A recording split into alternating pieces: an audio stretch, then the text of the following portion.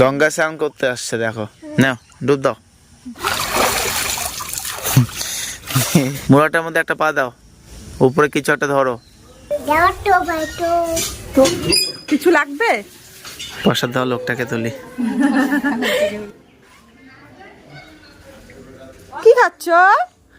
দাঁড়াও, সকালবেলা একা একা আগে আগে দৌড়াচ্ছ, কোথায় যাচ্ছ বলো তো তুমি? হ্যাঁ, আমাকে শুধু পিছনে পিছনে ডাকতেছো। তুমি তো চলে এসেছো, হুম, তা আসতেই থাকো, দেখতেই থাকো তুমি কোথায় যাচ্ছ। আরে বাপ, বলা যাবে না। তুমি তো যাচ্ছ কোথায়? একদম বর্ডারের দিকে, আমাদের বাড়ির সীমান্তের দিকে। আমি এখানে এ বাবা, তুমি তো পুকুরে চলে আসলা। কেমন করে নাম? হ্যাঁ, আমাকে নিয়ে আসছে, আমাকে আবার জিজ্ঞাসা করে আমি নামতে পারি কেমন না। করে নামি। লাভ দাও। তো তুই ধরো না আমার হাতটা, আমি নামি আগে ধরো না। হচ্ছে গঙ্গার স্নান, আজকের দিনে মা গঙ্গা আমার আবির্ভাব হয়েছে। নদী নালা নেই, তাই আমি পুকুর পাড়ে আসে গঙ্গা স্নানটা করবো। এখন বাজে 9:59। তাড়াতাড়ি না, 9:50 10টা বাজে দেবে তো। চলো না, নামো। তুমি নামো, আমি পারবো না, আমার ভয় লাগে। আরে বাপ, আমি ভয় পাচ্ছি, কিন্তু বর দেখো হেসেই কুল পাচ্ছে না। আমি যে বলছি আমাকে একটু হেল্প করো, আমাকে ধরো, আমার না খুব ভয় লাগে। আমি না জলে নামতে পারি না, মানে জ্ঞান হওয়ার পরের থেকে আমার এরকম হয়েছে, আমি জলে একদমই নামতে পারি না, আমার খুব ভয় লাগে। দেখো আমি জলে নামছি, কিন্তু আমার বরের হাত আমি শক্ত করে ধরে আছি যে আমাকে ছাড়ে না। আমার মনে হয় কি আমাকে যেন জলের তল থেকে যেন কে যেন আমাকে পা টেনে ধরবে, আমার এরকম মনে হয়। যেই ভয়টাই পেয়েছি সেটাই কিন্তু হয়েছে। দেখো জলের মধ্যে সাপের এগুলোর ঠিক নাম আমি জানি না। হ্যাঁ হয়তো সাপের ক্রুশ।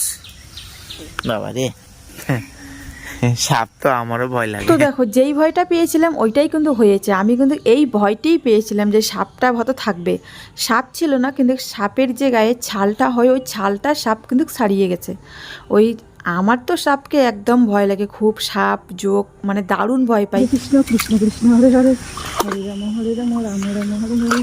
গঙ্গা স্নান করতে আসছে দেখো, নাও ডুব দাও। ওম গঙ্গায় নমো, ওম গঙ্গায় নমো, ওম গঙ্গায় নমো। ভগবান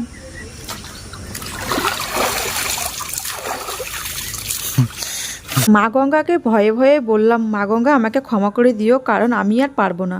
আমি যাওয়ার পথে আমি এরকম জিনিস দেখেছি, সাপের ছালটাকে আমি আর মানে মাঝখানে যেতেই পারবো না পুকুর পাড়ে। কোনো মতন করে খালি একটা ডুব দিয়ে আমি দৌড়ে ছুটে পালিয়ে এসেছি। মা গঙ্গার কাছে আমি ক্ষমা চেয়েছি। তারপরে দেখো আমি এখন উঠতে পারতেছি না, কীভাবে যে উঠবো রাস্তায় পাচ্ছি না, জঙ্গলের মাঝখান দিয়ে উঠেছি। আমি এগুলোকে খুব ভয় পাই। তো জ্ঞান হওয়ার পরে এই প্রথম আমি পুকুর পাড়ে আজকে স্নান করলাম, তাই খুব ভয়ে ভয়ে টেনশন। চলো। আবার আজকে নেমন্তন্ন আছে আমার জেঠুর বাড়িতে, কালী পুজো হবে, স্নান দান সেরে আবার ওখানে যেতে হবে। তোমার মা ফোন করলো একটু আগে। বুঝছিল? হ্যাঁ, তখন বন্ধ করে দাও স্নানটা, বাকি স্নানটা আমি কল পাড়ে গিয়ে ছেড়ে নেই। তো বাড়িতে এসে আগে মায়ের গালি খেতে হয়। মা এসেই বলে প্রসাদ খাওয়া হচ্ছে 8টা থেকে 12টা পর্যন্ত, আর আমরা এসেছি 12:30টার দিকে, তো মা তো গালি তো দিবি। বন্ধুরা এখনই বাড়িতে আসলাম, তো এসে এখন যাব জেঠুদের বাড়িতে প্রসাদ খেতে। তো আমার আসা বলতে না আমার অনেক লেট হয়ে যায়, এই জন্য মা রাগ করে, বলে কি তোরা আসিস বলিস কিন্তু তাড়াতাড়ি আসিস না। আর পুষ্পুষণা তো মানে কি বলবো। তো এখন যাব প্রসাদ খেতে, তো চলো। তো এই যে পুষ্কুসোনা এখানে এসে সাথী পেয়েছে, সাথী পাওয়ার পর দেখো আমরা যে ছেড়ে চলে যাচ্ছি, পুষ্কুসোনার কোনো কিন্তু খেয়াল নেই। এমনিতেই কিন্তু আমাকে চোখে হারায়, কিন্তু এখানে আসলে যে এরকম করে দিশাকে পায়। আরও মাও সবসময় পাশে থাকে, তো মার সঙ্গে খেলা করে। ও একদম মানে সবসময় ব্যস্ত থাকে, খুব হাসি খুশি থাকে। তারপরে দেখো আমি ডাকলাম, আমি দেখিনি, ওর পাপ্পা ডেকেছে দৌড়ে আসো। আর আমারও না কয়েকদিন থেকে বৃষ্টিতে ভিজতে ভিজতে আমারও খুব সর্দি লেগে গিয়েছে। আমি ভয়েস দিচ্ছি এখন। তো চলে এসেছি জেঠুদের বাড়িতে। এসে আমি ঠাকুরের মন্দিরের ওখানে গেলাম ঠাকুরগুলোকে প্রণাম করতে। আর আমাকে কিন্তু আমার বড় মা কিন্তু বলেছিল আগের দিনেই আসতে, যেদিনকে হচ্ছে কালী পুজো আর মনসা পুজো করবে ওই দিনকে রাত্রেবেলা আসতে বলেছিল। রাত্রে বলতে কি দিনের বেলা আসতে বলেছিল যে রাত্রেবেলা থাকতে পুজোর ওখানে।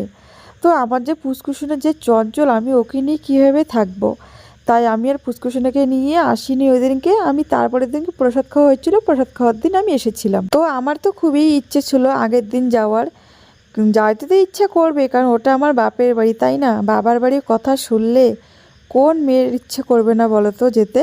বাবার বাড়ির কথা শুনলে সবাই আগেই যেতে চাবে, মনে হয় যে কবে একটু যেতে পারবো।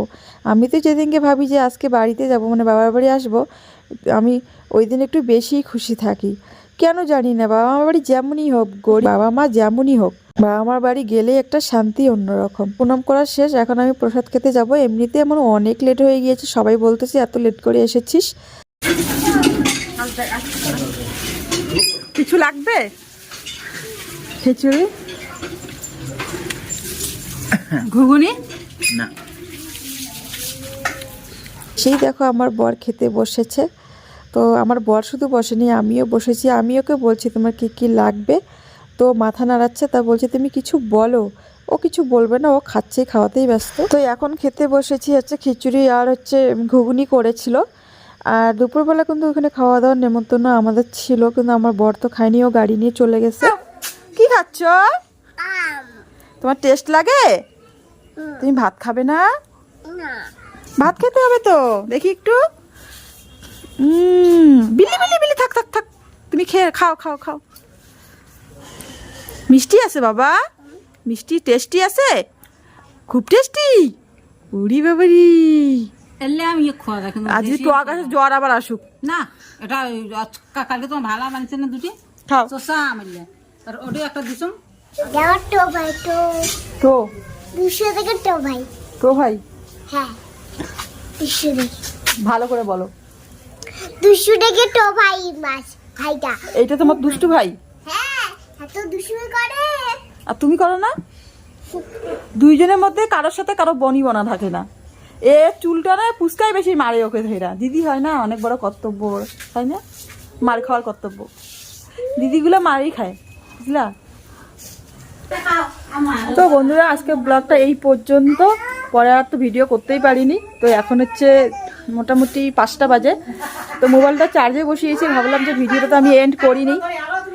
আর এখানে তো মার একদম হট্টগোলের শ্বাস। আর দেখো জেঠুর বাড়িতে প্যান্ডেল করেছে, আমাদের বাড়ির সামনের বাড়িতে হচ্ছে ওদের বাড়ি।